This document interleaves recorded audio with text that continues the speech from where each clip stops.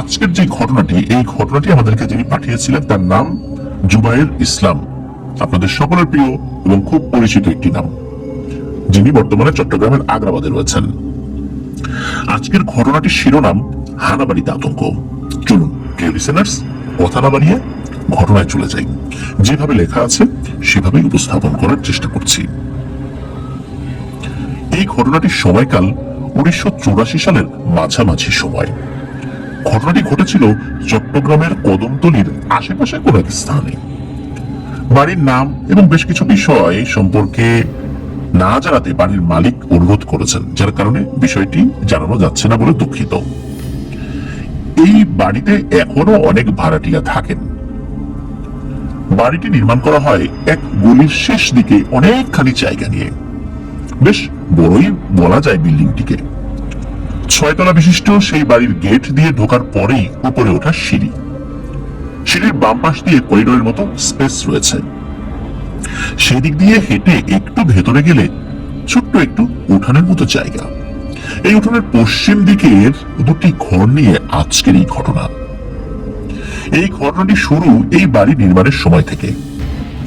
বাড়ির যিনি মালিক, আসাদ সাহেব ছদ্মনাম, ওয়ারিশ সূত্রে বাবার একমাত্র ছেলে হওয়ায় সম্পূর্ণ জায়গাটি তিনি নিজেই পেয়ে যান। বিদেশে উচ্চ শিক্ষা শেষ করে এসে নিজেই ব্যবসা শুরু করেন। খুব অল্প সময় ব্যবসা ভালো লাভজনক হয়ে ওঠে। এখনো সেই এলাকার 10 জন ধনীর নাম বললে তার নামটি তালিকায় থাকে। বেশ কিছু অর্থ উপার্জন করে তিনি ভাবলেন এত বড় জায়গা ফেলে না রেখে একটি ভবন নির্মাণ করা যায়। তাই দেরি না করে বাবার কাছ থেকে অনুমতি নিয়ে শুরু করে দেন ভবন তৈরির কাজ। তবে তার বাবা কাজ শুরুর আগে ছেলেকে বলেন, আসাদ বাবা, বাড়ি করতে চাও ঠিক আছে, কিন্তু জায়গার পশ্চিম দিকটায় কিছু করো না, ওটা খালি রেখো। চেষ্টা করো তুমি বা তোমার সন্তান সন্ততি কেউ যেন ওইখানে কিছু না করে।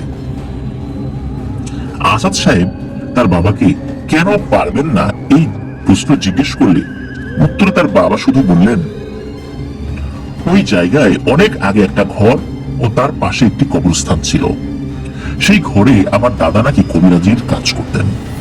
আর কবরস্থানটা যে কাদের সেটা আমি জানি না। আমার বাবা মানে তোমার দাদার কাছে শুনেছি ওইখানে নাকি বেশ কিছু জিনের কবর রয়েছে। তবে সেই কবরস্থানের কারণে আমাদের কখনো কোনো ক্ষতি হয়নি বা ভয়ও পাইনি। তুমি বাড়ি করো তাতে কোনো আপত্তি নেই, কিন্তু ওই জায়গাটাই শুধু খালি রেখো। ওনার কথা অনুসারে ওই জায়গায় তখন আর কিছু করা হয়নি। কবরস্থানটি কাদের সেই সম্পর্কে আসাদ সাহেবের বাবা এর বেশি কিছু বলতে পারেননি। পরিবারের কেউ মারা গেলেও কখনো ওইখানে কবর দেওয়ার কথা তিনি বা তার পরিবারের কেউই শুনতে পেয়েছেন এমনটা জানা যায় না। এমন কথার পর আসাদ সাহেব আর বাবার কথার অবাধ্য তখনকার মতো হননি। জায়গার সম্মুখ দিকে তিনি কাজ শুরু করে দেন এবং বছর দেড়েকের মধ্যেই বাড়ি ভাড়াও দিয়ে দেন। পশ্চিম দিকের পেছনের জায়গাটি তখন খালি রাখেন। 1988 সালের মে মাসে আসাদ সাহেবের বাবা হৃদরোগে আক্রান্ত হয়ে মারা যান। মারা যাওয়ার পরে আসাদ সাহেব আর তার বাবাকে দেওয়া কথা রাখেননি। একই বছরের শেষ দিকে তিনি পেছনের জায়গায় আবার নতুন বাড়ির কাজ শুরু করে দেন। ভয়াবহ এক অধ্যায়ের সূচনা এখান থেকেই। কনস্ট্রাকশন কর্মীরা জায়গাটি পরিষ্কার করা শুরু করলে প্রথম দিন তেমন কিছু হয়নি, কিন্তু দ্বিতীয় দিনে জায়গা পরিষ্কারের সময় একজন কর্মী সাপের কামড় খেয়ে চট্টগ্রাম মেডিকেল কলেজে ভর্তি হন। উল্লেখ্য এলাকাটি শহরের বলতে গেলে মাঝামাঝি হবে। সেখানে কখনো এর আগে কেউ সাপ দেখেনি। এমনকি বিল্ডিং নির্মাণের আগে বাচ্চারা খেলাধুলা করতো এখানে, তারাও কোনোদিন আক্রান্ত হননি। যাক সে কথা। সাপের কামড় খাওয়া ব্যক্তির চিৎকার শুনে আশেপাশের কর্মীরা ছুটে আসেন, কিন্তু কামড়ের দাগ দেখলেও তারা কোনো সাপ তখন বা তার পরেও খুঁজে পাননি। এভাবেই টুকটাক ঝামেলার মধ্যেই এগোতে থাকে বাড়ি তৈরির কাজ। কখনো মেশিন বন্ধ হয়ে যেত, কখনো এটা ওটা খুঁজে পাওয়া যেত না, কখনো আবার কাজ করতে করতে ছোটখাটো দুর্ঘটনার শিকার হতো কর্মীরা। তার মধ্যে একটি ঘটনা বলতে হয়। নতুন বাড়ির কাজ যখন শেষের দিকে, তখনকার এক রাতের ঘটনা। কন্ট্রাক্টর সাহেব বাড়ির কাজ শেষ হওয়া অবধি সেখানেই ছিলেন। রাতের খাওয়া শেষ করে ধূমপান করতে বের হন এবং ধূমপান করতে করতে সবকিছু টর্চ লাইটের আলোতে ঘুরে ঘুরে দেখে নিচ্ছিলেন। পশ্চিম দিকে যে জায়গার কথা বলা হয়েছে সেখানে পাশাপাশি দুটি ইউনিট তৈরি হয়েছে। কন্ট্রাক্টর সাহেবের নাম ছিল গিয়াস। তিনি সেই ঘরগুলোর দিকে এগিয়ে আসতেই প্রথম ইউনিটের ঘরের ভেতর থেকে হালকা কথাবার্তার শব্দ শুনতে পান। শব্দ শুনে প্রথমে যে জিনিসটা তার মাথায় আসে সেটা হলো চোর, নিশ্চয়ই সিমেন্ট বা লোহা চুরি করতে এসেছে। এই ভেবে তিনি আস্তে আস্তে সেই ঘরের ভেতরে ঢোকেন। উল্লেখ্য নতুন বাড়ি তখনও কিন্তু দরজা জানলা লাগানোর কাজ শুরুই হয়নি। প্রথম রুম পার হয়ে তিনি যখন দ্বিতীয় রুমে ঢুকতে যাবেন তখন শুনলেন ওই রুম থেকে কেউ বলছে, এই এই কন্ট্রাক্টর আসছে, ওর একটু দেখা দেওয়া দরকার না? এই কথা শুনে গিয়াস সাহেব তাড়াতাড়ি টর্চ লাইট জ্বালিয়ে দ্বিতীয় রুমে ঢোকেন চোর ধরার আশায়। কিন্তু যা দেখলেন সেটা সারা জীবনের জন্য তাকে ভয়ঙ্কর এক স্মৃতি হিসেবে বয়ে বেড়াতে হয়। লাইট নিয়ে ঘরে ঢুকেই তিনি দেখেন মেঝেতে হাঁটু মুড়ে পুরুষের পোশাক পরা একটি অবয়ব বসে আছে, কিন্তু তার কোনো মাথা ছিল না। তার গলা দিয়ে তখনও টাটকা রক্ত ঝরছে। এটা দেখে তিনি ভয়ে মারাত্মক চিৎকার দিয়ে জ্ঞান হারান। চিৎকার শুনে অন্যান্য কর্মচারীরা দৌড়ে এসে সেখান থেকে তাকে অজ্ঞান অবস্থায় হসপিটালে নিয়ে যান। দিন চারেক পর সুস্থ হয়ে তিনি আসাদ সাহেবের সাথে দেখা করে জানিয়ে দেন যে বাকি কাজ যেন অন্য কাউকে দিয়ে করানো হয়। তিনি আর এই বাড়ির কোনো কাজ করবেন না। কাজ বেশি বাকি না থাকায় আসাদ সাহেব এলাকার কিছু রাজমিস্ত্রি দিয়ে বাকি কাজটুকু শেষ করেন এবং বাড়ি ভাড়াও দিতে সক্ষম হন। তবে বাড়ি ভাড়া দেওয়ার সময় আসাদ সাহেব তার ভাড়াটিয়াদের কাছে এইসব ঘটনা গোপন রাখেন, পাছে তার বাড়ি যদি ভাড়া না হয় এই কারণে। বাড়ি ভাড়ার ক্ষেত্রে দেখা যায় নিচতলার বাসা দুটি যারাই দেখতে আসেন তারা দেখে চলে যান, পছন্দ করেন, কিন্তু বাসায় আর ওঠেন না। এভাবে প্রায় 5 মাস পরে নিচতলার প্রথম ফ্ল্যাটে ভাড়াটিয়া আসেন। সেই পরিবারের সদস্য সংখ্যা 4 জন। পরিবারের প্রধান যিনি, তার নাম ছিল লিয়াকত। পেশায় তিনি একজন চাকরিজীবী। তার স্ত্রী গৃহিণী, কন্যা তখন ক্লাস 3-তে পড়তো এবং তার বৃদ্ধ পিতা যিনি মাঝে মাঝে এসে থাকতেন। বাড়িতে ওঠার পর শুরুতে তেমন কোনো সমস্যা হয়নি।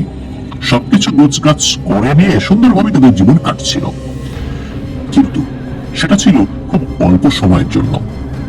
খুব তাড়াতাড়ি তাদের জীবনে নেমে এলো বিভীষিকা। চাকরির সুবাদে লিয়াকত সাহেবকে প্রায় রাত করে বাড়ি ফিরতে হয়। এমন দিন যায় তিনি বাড়ি আসতে পারেন না ঠিক মতো রাতের বেলা, এত ব্যস্ত। যেদিন থেকে ঘটনা শুরু সেই দিনও তিনি বেশ রাত করে বাড়িতে ফেরেন, সময় আনুমানিক রাত 2 এরকম। গেটের ভেতরে ঢুকে তিনি যখন ছোট্ট উঠোনের কাছে আসেন তখন সিঁড়ির পাশে জ্বলতে থাকা বাল্বের আলোতে লক্ষ্য করেন তার ঘরের দরজার কাছে 3টি বাচ্চা খেলা করছে। স্পষ্টভাবে তাদের চেহারা সেই অল্প আলোতে দেখা যাচ্ছিল না। হঠাৎ করে দেখে তিনি হকচকিয়ে দাঁড়িয়ে যান, ভাবতে থাকেন এত রাতে কোন বাসার ছেলে পেলে খেলা করে। এসব ভাবতে ভাবতে একটু সামনে এগিয়ে গেলে তার পায়ের শব্দে বাচ্চাগুলো খেলা বন্ধ করে তার দিকে একসাথে ফিরে তাকায়।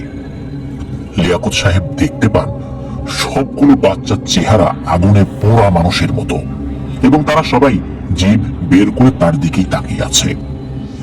এরূপ অবস্থায় যা হয়, তিনি মারাত্মক ভয় পেয়ে যান। চিৎকার দিতে যাবেন এমন সময় দেখতে পান বাচ্চাগুলো দৌড়ে বাড়ির পেছনে সরু গলির দিকে চলে গেছে। লিয়াকত সাহেব দেরি না করে তার বাসার দরজায় দ্রুত করাঘাত করেন এবং একটু পরে তার বাবা দরজা খুলে দিলে তিনি ঘরের ভেতরে হুমড়ি খেয়ে পড়েন। তার স্ত্রী দ্রুত স্বামীকে একটু পানি এনে দেন। পানি পান শেষে তার বাবা জিজ্ঞেস করেন কি হয়েছে, তিনি এমন করছেন কেন। লিয়াকত সাহেব সবাই ভয় পাবে এই ভেবে ওই সময় আর কিছু বললেন না, শুধু বললেন কাজের প্রেশার একটু খারাপ লাগছে বাবা, চিন্তা করো না, ঘুমিয়ে যাও, রাত হয়েছে। এ নিয়ে আর কোনো কথা হলো না, সবাই ঘুমিয়ে পড়লেন। পরদিন ছিল হরতাল। ওই সময় হরতাল অনেক ভয়ানক অরাজকতার দিন ছিল। সেই লিয়াকত সাহেব কাজে যাননি। সকালে উঠে নাস্তা করে বাসার সামনের উঠোনে বসে পত্রিকা পড়ছিলেন। হঠাৎ ওনার চোখ পড়ে গেল বাসার পেছনের সেই সরু গলিটার দিকে। তিনি পত্রিকা হাতে হাঁটতে হাঁটতে সেদিকে এগিয়ে যান। গিয়ে দেখলেন গলিটা এত সংকীর্ণ যে সেখান থেকে বাচ্চা বা বুড়ো কারোরই যাতায়াত বা হাঁটা চলা সম্ভব নয়। এসব ভাবতে ভাবতে তিনি আবার উঠোনে ফেরত আসেন এবং পত্রিকা পড়তে থাকেন। আস্তে আস্তে সময় গড়িয়ে প্রকৃতি তার নিয়ম করে সন্ধ্যার অন্ধকার রূপ ধারণ করে। লিয়াকত সাহেবের প্রচুর ধূমপানের অভ্যাস ছিল। তিনি ঘন্টাখানেক পর পর বাইরে ধূমপান করতে যেতেন। সেদিনও তিনি ধূমপান করে বাইরে একটু আড্ডা দিয়ে বাসায় ফিরছিলেন। গেট দিয়ে ঢুকেই তিনি তার স্ত্রীর চিৎকার শুনতে পান। দৌড়ে তিনি ঘরের কাছে গিয়ে দেখেন দরজা খুলে তার স্ত্রী, কন্যা, বাবা বাইরে বেরিয়ে আসছেন। চিৎকার শুনে অন্য বাসার প্রতিবেশীরাও বের হয়ে এসেছেন। লিয়াকত সাহেব কাছে এসে তার স্ত্রীকে জিজ্ঞেস করলেন কি হয়েছে, কিন্তু তিনি তখন কিছু বলার মতো অবস্থায় ছিলেন না। তার বাবা প্রশ্নের উত্তর দিতে এগিয়ে এলেন। তিনি জানালেন তিনি নাতনিকে নিয়ে সামনের রুমে বসেছিলেন। হঠাৎ তার বৌমা এসে বললেন, বাবা একটু দেখে যান তো, রান্নাঘরে কেমন যেন একটা শব্দ হচ্ছে, আমার ভয় করছে বাবা। একথা শুনে তিনি উঠে রান্নাঘরের দিকে যান আস্তে আস্তে। যেতে যেতেই তিনি একটা ভয়ঙ্কর শব্দ শুনছিলেন। মনে হচ্ছিল কেউ বিলাপ করে মরা কান্না কাঁদছে, আর সেই কান্নার স্বরটা অনেক মোটা এবং পুরুষালী। তিনি বেশ ভয় পেয়ে পিছিয়ে আসেন এবং এসে সবাইকে নিয়ে ঘরের বাইরে বের হতে যাবেন। এমন সময় এই লিয়াকত ভাইয়ের স্ত্রী চিৎকার দিয়ে ওঠেন। এরপরে তারা বাইরে বেরিয়ে আসেন। লিয়াকত সাহেব তার স্ত্রীর কাছে গিয়ে জিজ্ঞাসা করেন কি হয়েছে। তার স্ত্রী এই প্রশ্নের উত্তরে কিছু না বলে তার ডান পায়ের নিচের দিকে ইশারা করেন। লিয়াকত সাহেব দেখলেন ডান পায়ের নিচে ছোট একটা বাচ্চার হাতের ছাপ দেখা যাচ্ছে। জায়গাটি রক্ত জমাট বেঁধে গেছে, শক্ত করে ধরা হয়েছিল ওখানে। পাশের বাসার প্রতিবেশী লিয়াকত সাহেবকে বললেন, ভাই আজকে আপনারা আমাদের বাসায় থাকেন, সকালে দেখে কিছু করা যায় কিনা, কিন্তু আজকে ওই বাসায় আর ঢুকেন না। তখনকার দিনে প্রতিবেশীদের খুব আন্তরিকতা ছিল, যা এই যুগে নেই। লিয়াকত সাহেব না করলেন না, তারা সবাই পাশের বাসায় থাকলেন সেই রাতে। পরের দিন সকালে লিয়াকত ভাই সবাইকে নিয়ে ঘরে ফেরত আসেন। এসে দেখেন সবই ঠিক আছে, শুধু রান্নাঘরের জিনিসপত্র এদিক ওদিক পড়ে আছে। সব গোছগাছ করে লিয়াকত সাহেব বাড়িওয়ালার সাথে দেখা করতে চান। আসাদ সাহেব সবকিছু শুনে ওনার সামনে সব হেসে উড়িয়ে দিয়ে বলেন, আরে ভাই এগুলো কিছু না, নিচতলার বাসা তো, তাই হয়তো বিড়াল এইসব সমস্যা করছে। তারপরও আপনার মনের শান্তির জন্য আমি একজন হুজুর পাঠাবো, উনি গিয়ে আপনার বাসা বন্ধ করে দিয়ে আসবেন। হাসি মুখে এসব কথা বললেও আসাদ সাহেবের মনে তখন বেশ ভয় কাজ করা শুরু করে দেয়। সন্ধ্যার পরে একজন স্থানীয় হুজুরকে নিয়ে আসাদ সাহেব লিয়াকত সাহেবের বাড়িতে যান। হুজুর বেশ কিছুক্ষণ দোয়া কালাম পড়ে পানি ছিটিয়ে দেন, একটু মিলাদ মাহফিলও করেন এবং মোনাজাত করে রাতের খাবার খেয়ে অল্প কিছু হাদিয়া নিয়ে বের হয়ে চলে আসেন।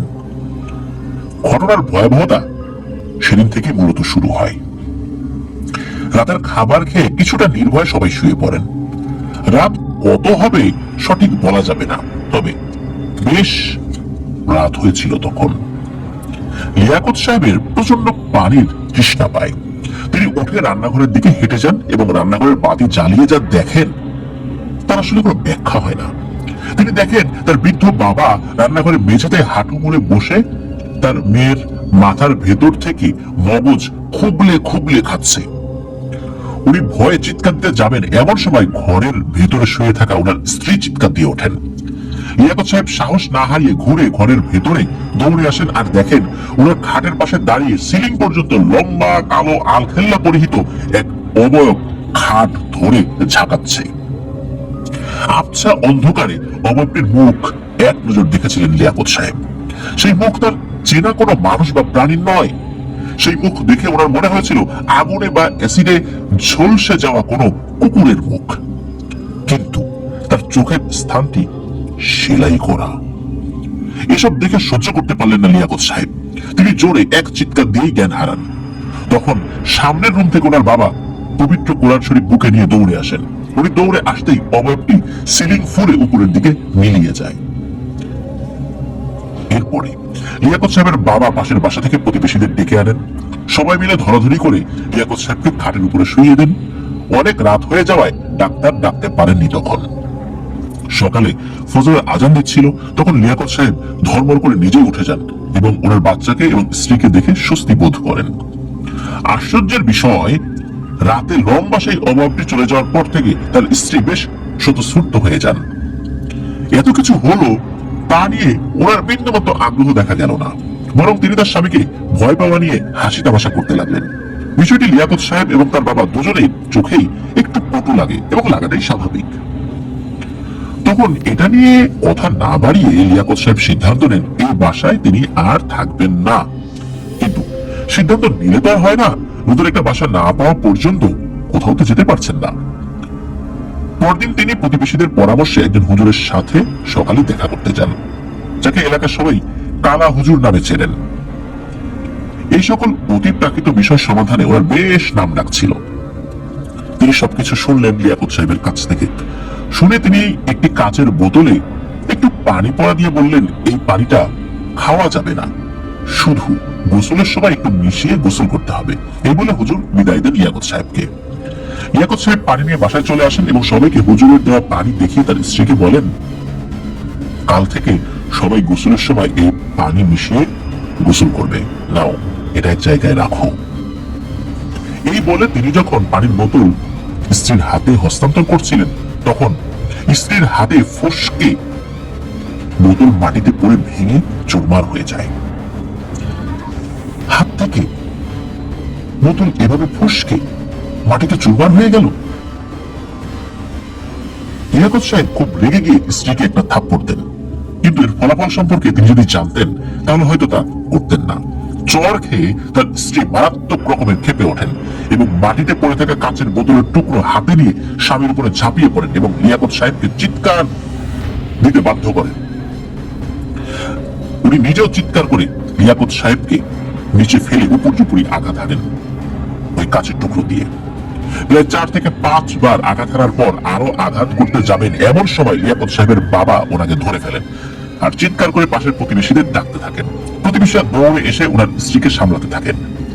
তখন ওনার স্ত্রী ভয়ঙ্কর পুরুষালী গলায় বলতে থাকে, ছেড়ে দে আমাকে, ও আমার গায়ে হাত দেয়, কত বড় সাহস, ওরে মেরে ফেলবো আমি। তোরা চিনিস আমি কে? আমার নাম শুনলে আমার জাতির কেউ আমার সাথে ঝামেলা করতে আসে না, আর এই বেয়াদব আমার গায়ে হাত দেয়, ছেড়ে দে আমাকে। এমন ভয়ঙ্কর গলার স্বর শুনে সবাই ভয় পেয়ে যান, কিন্তু ওনাকে ছেড়ে না দিয়ে শক্ত করে বেঁধে ফেলেন। প্রতিবেশী পুরুষেরা লিয়াকত সাহেবকে নিয়ে তাড়াতাড়ি ডাক্তারের কাছে যান, কিন্তু আঘাত গুরুতর হওয়ায় চট্টগ্রাম মেডিকেল কলেজ হাসপাতালে ভর্তি করাতে হয়। ওনাদের ছোট বাচ্চাটি পরিবারের এমন অস্বাভাবিক ঘটনায় সারাদিন খুব কান্নাকাটি করতে থাকে। সন্ধ্যার পরে ওনার স্ত্রী বেশ স্বাভাবিক হয়ে যান এবং স্বামীর অবস্থার কথা শুনে হাওমাও করে কাঁদতে থাকেন। তখন সবাই তার বাঁধন খুলে দেন। এর মাঝে প্রতিবেশীদের একজন কালা হুজুরের সাথে দেখা করতে যান, তাকে নিয়ে আসা যায় কিনা তাই, কিন্তু হুজুর ছিলেন না। সকালে পানি পড়ে দিয়ে উনি অন্য কাজে বের হয়ে যান।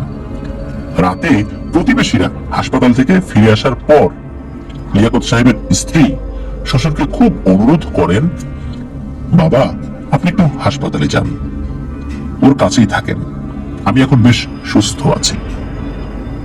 একথা শোনার পর লিয়াকত সাহেবের বাবা প্রতিবেশীদের দায়িত্ব ছেলের বউ এবং নাতনিকে রেখে হাসপাতালে চলে যান। ওই ছিল শেষ দেখা। প্রতিবেশীদের কাছে দায়িত্ব দিয়ে উনি তো চলে গেলেন। প্রতিবেশীরা লিয়াকত সাহেবের স্ত্রী ও কন্যাকে নিয়ে তাদের ঘরে আসেন। বেশ স্বাভাবিক আচরণে প্রতিবেশীরাও একটু স্বস্তি বোধ করেন। লিয়াকত সাহেবের স্ত্রী খুব কান্নাকাটি করছিলেন এবং যেটা স্বাভাবিক ছিল ওই সময়টায়। রাত আনুমানিক 10টার দিকে লিয়াকত সাহেবের স্ত্রী প্রতিবেশী যার বাসায় ছিলেন তাকে বলেন, ভাবি আমি লিজাকে অর্থাৎ লিয়াকত সাহেবের মেয়েকে নিয়ে একটু ঘরে যাচ্ছি, লিয়াকত কিছু টাকা রেখে গেছে, সেটা নিয়ে আসি। এই সময় কখন যে টাকা পয়সা লাগে তা তো বলা যায় না। প্রতিবেশী মহিলার সাথে আসতে চাইলে তিনি মানা করে বলেন, বেশি সময় লাগবে না, খুব দ্রুত চলে আসবেন। তাই সাথে না গেলেও চলবে। এই বলে মেয়েকে নিয়ে তিনি ঘরে যান। 5 মিনিট, 10 মিনিট, 20 মিনিট, এমনকি 30 মিনিট পরে আসছেন না দেখে প্রতিবেশী ভদ্র মহিলা ওনাদের ঘরের কাছে গিয়ে ডাকাডাকি করেন বেশ কয়েকবার, কিন্তু কোনো সারা শব্দ নেই। আরো কয়েকবার ডাকার পর উনি ভয় পেয়ে যান, কারণ ভেতর থেকে তখন 5-6 জন পুরুষ মহিলার মিলিত অট্টহাসির শব্দ আসছিল। তিনি দৌড়ে গিয়ে মৃত স্বামীকে জানালে তার স্বামী আশপাশ থেকে আরো কয়েকজন মানুষ নিয়ে লাঠি সোটা নিয়ে ঘরের দরজায় কড়া নাড়েন। বেশ কিছুক্ষণ কড়া নাড়ার পর ভেতর থেকে কেউ একজন বলে ওঠে, আহা, এগুলোর জ্বালায় শান্তি নাই। এরপর আর কিছুই শোনা যায়নি। আরো কিছুক্ষণ কড়া নাড়ার পরও খুলছে না দেখে সবাই দরজা ভেঙে ফেলেন। সামনের রুম পার হয়ে ভেতরের বেডরুমে ঢুকেই সবাই ভয়ে স্তব্ধ হয়ে যায়। সিলিং থেকে গলায় ফাঁস দেওয়া অবস্থায় দুটি লাশ ঝুলছে। লাশ দুটি আর কারো নয়, লিয়াকত সাহেবের স্ত্রী এবং তার সন্তানের। তাদের জীব বিভৎসভাবে বের হয়ে আসছে, চোখ অক্ষি গোলক থেকে বের হয়ে এসেছে। বাচ্চা মেয়েটার বুকের দিকে ছিঁড়ে ফেলা, সেখান থেকে তখনও রক্ত ঝরছে। উপস্থিত কেউ সহ্য করতে পারেনি এমন হৃদয় বিদারক দৃশ্য। সকলে দ্রুত বের হয়ে যান সেই ঘর থেকে। সে রাতে ওই এলাকা বেশ সরব হয়ে উঠেছিল। পুলিশে খবর দেওয়া হলে তারা এসে লাশ নামান। ইতোমধ্যে হাসপাতালে খবর দেওয়া হলে অসুস্থ অবস্থায় লিয়াকত সাহেব তার বাবাকে নিয়ে ফজরের আগে চলে আসেন। কান্নায় তারা ভেঙে পড়েন। লিয়াকত সাহেব এত মানসিক ধাক্কা খান যে তিনি একটু পরপর মূর্ছা যাচ্ছিলেন, অর্থাৎ অজ্ঞান হয়ে যাচ্ছিলেন। তার বৃদ্ধ বাবা ছেলেকে সামলে রাখতে পারছিলেন না। পুলিশ লাশ নিয়ে যায়, সাথে গ্রেফতার করে নিয়ে যায় লিয়াকত সাহেব ও তার বাবাকে। তার বাবাকে ছেড়ে দিলেও লিয়াকত সাহেবের শ্বশুরবাড়ির লোকজনের করা মামলায় 2 বছর জেল খাটতে হয় ওনাকে। স্ত্রী কন্যার কবরে মাটি দেওয়াও তার নসিবে হয়নি। জেল থেকে বের হয়ে তিনি সর্বপ্রথম যে কাজটি করে সেটা হলো এক জুম্মার নামাজের পরে মসজিদ থেকে বের হয়ে জনসম্মুখে তিনি বাড়িওয়ালা আসাদ সাহেবকে জুতা দিয়ে বেধড়ক পেটান। এরপর ওই এলাকা ছেড়ে চলে যান, আর ফেরত আসেননি। পোস্টমর্টেম রিপোর্ট অনুযায়ী লিয়াকত সাহেবের মেয়েকে প্রথমে গলা টিপে হত্যা করা হয়, তারপর তাকে ঝুলিয়ে তার বুক চিরে হৃৎপিণ্ড বের করে নেওয়া হয়, যার হদিস পুলিশ কখনোই আর করতে পারেনি, সামনেও পারবে কিনা সন্দেহ। আর লিয়াকত সাহেবের স্ত্রীর মৃত্যু গলায় ফাঁস নেওয়ার ফলেই হয়েছে, এটা প্রমাণ হয়েছে। ঘটনার সময় লিয়াকত সাহেব এবং তার বাবা হাসপাতালে ছিলেন। এই সত্যতা প্রতিবেশীরা নিশ্চিত করেছিলেন বিধায় লিয়াকত সাহেব 2 বছরে এই মামলা থেকে বের হয়ে আসতে পারেন। ঘটনাটি তৎকালীন বেশ কয়েকটি পত্রিকায় প্রকাশিত হয়। এই ঘটনায় আসাদ সাহেবও বেশ ঝামেলার শিকার হন। তার এই ঘর সহ সম্পূর্ণ বিল্ডিং থেকেই ভাড়াটিয়ারা চলে যেতে শুরু করেন। এলাকার সবাই আসাদ সাহেব এবং তার পরিবারের লোকদের এড়িয়ে চলতে শুরু করেন, কারণ প্রতিবেশীদের অনেকেই লিয়াকত সাহেবের পরিবারের সাথে ঘটে যাওয়া এই ঘটনায় অনেক রং মিশিয়ে এলাকায় ছড়িয়ে দেন। এভাবে চলে যায় আরো প্রায় 1.5 বছর। সবাই আস্তে আস্তে সব ক্ষতকে সারিয়ে তোলে। ঠিক তেমনি মানুষও আস্তে আস্তে এসব ঘটনা ভুলতে থাকে। এর মাঝে আসাদ সাহেব পশ্চিম দিকের ঘরগুলোকে রং করে টাইলস করে বেশ আকর্ষণীয় করে তোলেন এবং ভাড়া দেওয়ার চেষ্টা করতে থাকেন। লিয়াকত সাহেবের সাথে ঘটে যাওয়া ঘটনাকে তিনি একটি খুনের ঘটনা বলে এলাকায় ছড়াতে থাকেন। আস্তে আস্তে মানুষও তার কথা বিশ্বাস করতে শুরু করে, কারণ লিয়াকত সাহেবের সাথে ঘটে যাওয়া ঘটনা যে সকল প্রতিবেশী প্রত্যক্ষ করেছিলেন তারা সকলে ততদিনে ভয়ে এলাকা ছেড়ে অন্য জায়গায় চলে যান। এই সুযোগটাই আসাদ সাহেব কাজে লাগাতে শুরু করেন। আস্তে আস্তে তার ভবনের ঘরগুলো আবার ভাড়া হতে শুরু করে। নতুন ডেকোরেশনের সাথে আসাদ সাহেব বাসা ভাড়া অনেক কমিয়ে দেন, যার কারণে অল্প কিছুদিন পরে দেখা যায় শুধু পশ্চিম দিকের ওই ঘরটি ছাড়া বাকিগুলো ঠিকঠাক করে ভাড়া হয়ে যায়। ওই বাসাটি শুরুতে তিনি ভাড়া দেননি, কারণ ওখানে কেউ মারা গেছে এটা শুনলে তো লোক উঠবে না, বরং অন্য বাসাগুলো নিয়েও কথা রটতে পারে এই ভেবে। যাক, সব ফ্ল্যাট ভাড়া হয়ে যাওয়ার প্রায় মাস 2 পরে তিনি বাসা ভাড়া হবে সাইনবোর্ড টানান। অনেকেই আসে বাসাটি দেখতে, কিন্তু কারো কাছেই বাসার আবহাওয়া ভালো লাগে না। সবাই দেখেন, চলেও যান। এইভাবে বেশ কিছুদিন যাওয়ার পর আসাদ সাহেব ভাবলেন তিনি ব্যাচেলর ভাড়া দিয়ে দেবেন। দিলেনও ঠিক তাই। চিন্তা করার কিছুদিনের মধ্যে 4 জন চাকুরিজীবী ব্যাচেলরকে ভাড়া দিয়ে দেন। 4 জনের ভেতরে 3 জন সারাদিন কাজে বাইরে থাকতো, রাতে এসে খাওয়া দাওয়া করে ঘুমিয়ে পড়তো। কিন্তু তাদের মধ্যে একজন ছিলেন পুলিশ। তার শিফটিং ডিউটির কারণে কখনো তিনি দিনে বা কখনো রাতে ডিউটি করতেন, এরকম শিডিউল থাকতো। ঘটনার 2য় অধ্যায়ের সূচনা হয় তার কাছ থেকেই। সঠিক তারিখ বলা এতদিন পরে মুশকিলের ব্যাপার, কিন্তু যতটুকু জানা গেছে তখন গরমকাল ছিল। ওই বাসায় ওঠার প্রায় সপ্তাহ 2 পরের ঘটনা। রাতের ডিউটি শেষ করে সকাল 9টা নাগাদ সেই পুলিশ কনস্টেবল রাকিব বাসায় ফেরত আসেন। গোসল করে তিনি ঘুমাতে চলে যান। উল্লেখ্য, তাদের রান্না বান্না করার জন্য সকলে বেশ কিছুদিন যাবত একজন বুয়া খুঁজছিল, কিন্তু তখনও পাননি। এই বাসায় আসলে কেউই কাজ করতে চান না, এমন একটা অবস্থা। তাই নিয়ম করে 4 জন একদিন করে রান্না করে খান। যাক, ঘুমোতে যাওয়ার পরে আসলে ঠিক বলতে পারবেন না উনি কতক্ষণ ঘুমিয়েছেন। হঠাৎ মশলা বাটার শব্দে তার ঘুম ছুটে যায়। তিনি বিছানায় শুয়ে ভাবতে থাকেন, কে মশলা বাটে? তারপর নিজেই উত্তর দেন, হয়তো অন্যান্য সদস্যরা নতুন বুয়া নিয়েছে, সেই কাজ করছে। এটা ভাবতে ভাবতে তিনি আবার ঘুমিয়ে পড়েন।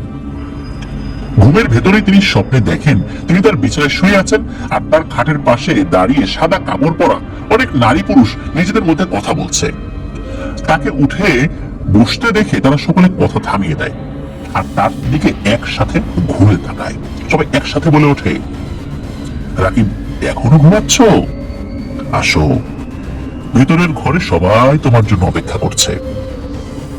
এটা বলেই তাদের ভেতর থেকে একজন নারী তার হাত ধরে বিছানা থেকে টেনে নামিয়ে ভেতরের রুমে হাত ধরে টেনে নিয়ে যায়।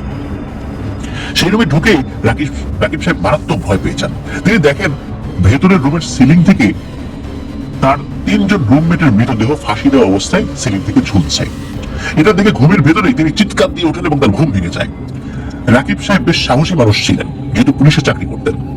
তিনি এটাকে নিছক স্বপ্ন ভেবে বিছানা থেকে নেমে বাথরুমের দিকে যান, একটু ফ্রেশ হবেন এই ভেবে। বাথরুম এবং রান্নাঘর পাশাপাশি ছিল। বাথরুমে প্রবেশ করে তিনি যখন হাত মুখ ধুচ্ছেন, তখন শুনতে পান রান্নাঘরের ভেতরে কারা যেন ফিস ফিস ফিস ফিস করে কথা বলছে। তিনি হাত মুখ ধুয়ে বের হয়ে রান্নাঘরের দিকে উকি দিয়ে দেখেন না, কেউ নেই। এরপরে নিজের জন্য বরাদ্দকৃত খাবার খেয়ে তিনি বাসা থেকে বের হয়ে যান। নিছক মনের ভুল ভেবে এসব টুকটাক বিষয় নিয়ে খুব বেশি তিনি আর ভাবলেন না। সন্ধ্যায় 2 জন রুমমেট, যাদের নাম যথাক্রমে মুবিন ও সিরাজ, কাজ থেকে ফেরত আসেন। তারা 2 জন একই কোম্পানিতে কাজ করেন। তারা কাজ থেকে ফিরে আসার পর রাকিব সাহেব তাদেরকে জিজ্ঞেস করেন তারা রান্নার জন্য কোনো বুয়া নিয়োগ দিয়েছেন কিনা। উত্তরে মুবিন সাহেব বললেন, না ভাই, এখনো পাইনি। আজ সকালে আমি নিজেই রান্না করে গিয়েছি। কেন ভাই, আপনার খাবারে কি কোনো সমস্যা হয়েছে, কমটম পড়েছে? রাকিব সাহেব উত্তরে বললেন, না ভাই, তা না, আজ সকালে এসে ঘুমানোর পর আমি রান্নাঘরে মশলা বাটার শব্দ শুনেছি, তো তাই জিজ্ঞেস করলাম। হয়তো আমার মনের ভুল। যাক, বাদ দেন, আমি কাজে যাচ্ছি, আপনারা থাকেন।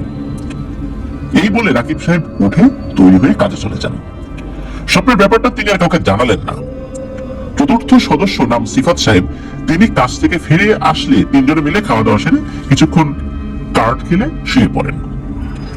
4 জনের মধ্যে সামনের রুমে সিফাত সাহেব রাকিব সাহেবের সাথে শেয়ার করে থাকেন, বাকি 2 জন ভেতরের রুম শেয়ার করে থাকেন। রাকিব সাহেব না থাকলে তিনি একাই থাকেন সামনের রুমে। উল্লেখ্য, সবার খাট কিন্তু আলাদা। সেদিন রাতের কথা, সিফাত সাহেবের খুব পানির তৃষ্ণা পায়। তিনি ঘুম থেকে উঠে পানি পান করার উদ্দেশ্যে খাটের উপরে উঠে বসেন। তার মাথার পাশে রাখা জগ থেকে পানি ঢেলে পান করার পর শুয়ে পড়বেন আবার। এমন সময় পাশের বেডে তার চোখ পড়ে। তিনি দেখেন কাঁথা মুড়ি দিয়ে কে যেন শুয়ে আছে। সিফাত সাহেব একজন আরেকজনের বেড ব্যবহার করবে এই জিনিস পছন্দ করেন না, তাই তিনি আবছা অন্ধকারে কে ঘুমাচ্ছে এটা দেখতে পাচ্ছেন না বলে রুমের অন্য পাশে থাকা লাইটের সুইচ অন করতে উঠে পড়েন।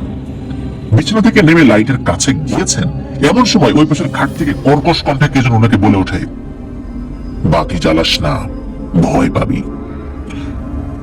উনি এটা শুনে ঘুরে ওই খাটের দিকে মুখ ঘুরে তাকিয়ে দেখেন ওইখানে কেউ নেই, কিন্তু আবছা অন্ধকারে দেখতে পান তার খাটের উপরে কাঁথা মুড়ি দিয়ে কে যেন দাঁড়িয়ে আছে। তিনি ভয়ে দ্রুত লাইটের সুইচ অন করে আবার ঘুরে তাকিয়ে দেখেন খাটে কেউ নেই। রুমমেট 2 জন তাদের জায়গায় আছে কিনা চেক না করে তিনি ধরেন তারা হয়তো ওনার সাথে মজা করছেন। এই ভেবে তিনি খাটের নিচে বা খাটের কাছে গিয়ে নিচু হয়ে খাটের নিচের দিকটা দেখতে চান। এমন সময় ঘটে এক অসম্ভব ঘটনা। তিনি নিচু হতেই কে যেন লাইটের সুইচ অফ করে দেয়। সাথে সাথে ওনার মনে হয় 4 থেকে 5 জন লোক ওনাকে পেছন থেকে ঘিরে ফেলে। উনি মাথা উঠিয়ে দেখতে যাবেন, এমন সময় ওনার চুল ধরে মাটি থেকে 2 ফুট উপরে তুলে ফেলে। বাকিরা ওনাকে আক্রোশ নিয়ে খুব মারধর করতে থাকে।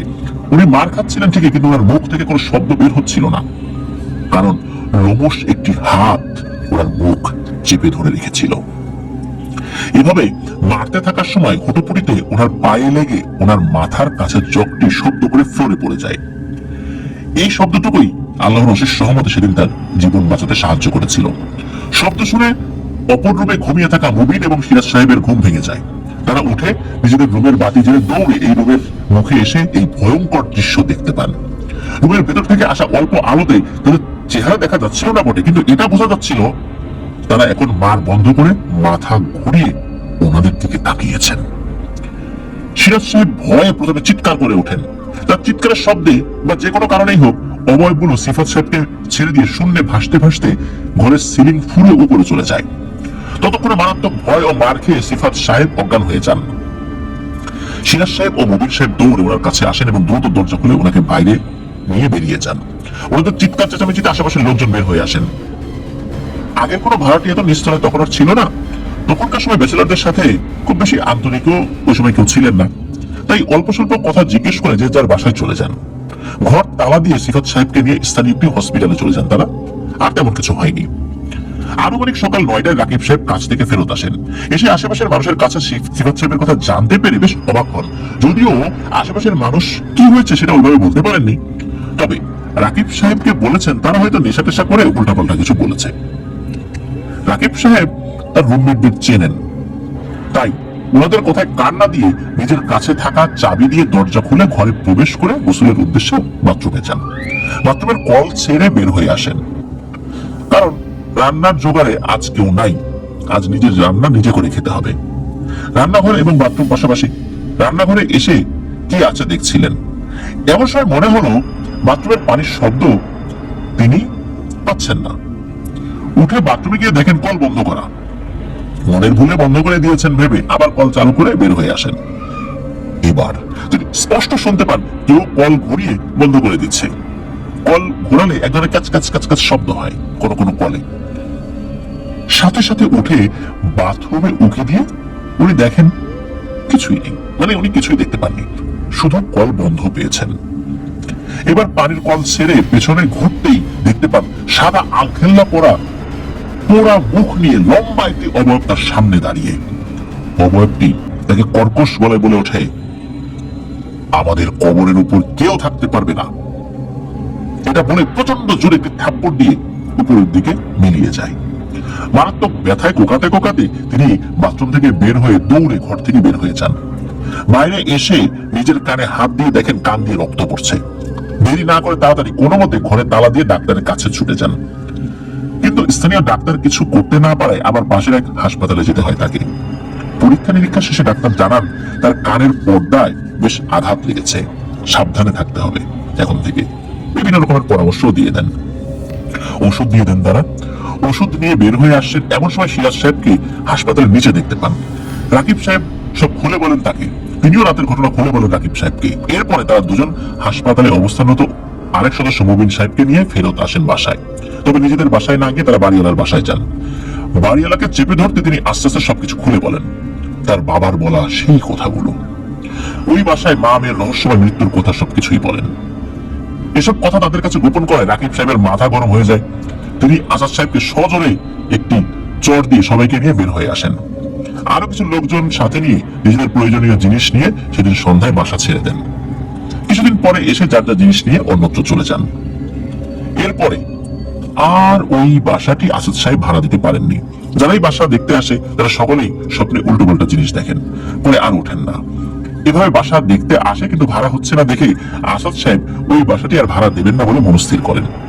বর্তমানে বাসাটি স্টোর রুম হিসেবে ব্যবহার করা হয়, কিন্তু এখনো রাতে ওই বাসার পাশে যারা থাকেন তারা মাঝে মাঝে চিৎকার করে কান্নার শব্দ শুনতে পান। ভেতরে অনুষ্ঠান হচ্ছে, রান্না বান্না হচ্ছে, এরকম শব্দ শুনতে পান। মাঝে মাঝে শুনতে পান উপর পরে কারা যেন নৃত্য করছে ইত্যাদি। তবে এই সবকিছু শোনা যায় গভীর রাত্রে। হয়তো কোনোদিন আমরা জানতেই পারবো না সেই বাসার লুকায়িত আসল রহস্য, হয়তো কোনোদিনই জানতে পারবো না। তবে কিছু কিছু রহস্য গোপন থাকাই ভালো। কিছু কিছু রহস্য গোপন থাকাই যে আসলেই ভালো তা কিন্তু বিভিন্ন ঘটনা থেকে আমরা জানতে পারি। মানুষ যখন অনেক রহস্য জেনে যায় তখন তার পেছনেও অনেক অদৃশ্য শক্তি লেগে যায়। আর সব রহস্যের সমাধান হয়ে গেলে রহস্য বলতে তো আর কিছু থাকবে না, তাই না? এটি ছিল ঘটনা। ধন্যবাদ জানাচ্ছি জুবাইর ইসলাম ভাইকে, চমৎকার একটি ঘটনা আমাদেরকে পাঠিয়েছিলেন, যে ঘটনাটি আমরা ভয় শিরোন বইতে প্রকাশ করেছিলাম। ধন্যবাদ জানাচ্ছি লিসেনারদেরকে যারা ধৈর্য ধরে ঘটনাটি শুনলেন। আশা করছি ঘটনাটি আপনাদের ভয় শিরোন জাগাতে সক্ষম হবে ইনশাআল্লাহ। প্রিয় লিসেনার্স, ঘটনাটি কেমন লাগলো জানিয়ে এই ভিডিওর কমেন্ট সেকশনে কিন্তু কমেন্ট করতে পারেন।